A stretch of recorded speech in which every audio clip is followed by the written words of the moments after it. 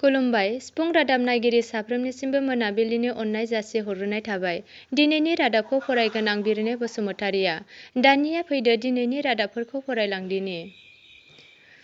दिनै 22 नबेम्बर आसामनि बारग' गिबि मन्थ्रि रुंसारि तरुन गगैखौ दिनै जोबथा बिदाय होबाय। मैया 25 नबेम्बराव क'क्राझार जिल्ला गावबुरा एस'सिएशननि गोदान आफाद दाफुंबाय। दुलाराय बि.टि.ए.डि गावबुरा एस'सिएशननि क'क्राझार जिल्ला दालाइ आफादनि 35 बोसोरारि जथुम्माया सानसेनि मेहेरगोनां हाबाफारिजों मैया क'क्राझार जिल्लानि खारगावनि गावबुरा भवनाव खुंफुंजाबाय। फैगौ दमासियाव बि.पि.एफ.खौ बिदाय होनायनि मुङै नांगोलखौ जाबनानै बेलागुर सावगोन होननानै बुंदों 14 नं चिरां दुवार बियाबनि इउ.पि.पि.एल.नि बिजाथि मानगोनां रनजित बसुमतारिया। सनितपुर जिल्लानि लेखा गोरों सानैसो लाइमोनफोरा सरखारि साख्रि गैयाब्लाबो आबाद मावनानैबो जिउखां राहा गाव गसंथानो हादों होनना फोरमायथिदों।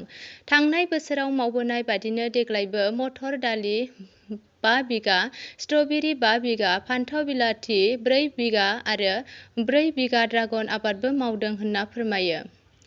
सानसेयाव 1 कौटि सुबुंफोरनो कर'नानि भेक्सिनखौ जगायना होनो थाखाय सरकारा थांखि लाबाय। रासियायाव सा 9 सुबुङा जौनि जायगायाव हेन्ड सेनिटाइजारखौ लोंनानै सा 7 सुबुङा थैयो आरो 2 सुबुङा बारग'यो दा बिसोर सानैखौ फाहामथाय होगासिनो दं। गसाइगावआव सिखावआ 40,000 रांजों लोगोसे गहेना खावनानै लांदों। खौराङाव मोनथिनाय बादिब्ला नखरनि सुबुंफोरा आथिमंगल जानो थांदोंमोन। बे समावनो सिखावआ नखराव रावबो गैयैयाव 40,000 रां आरो गहेनाखौ लानानै थाङो। गोजोन्थों। दिनैनि रादाबफोरा बेखिनियानो।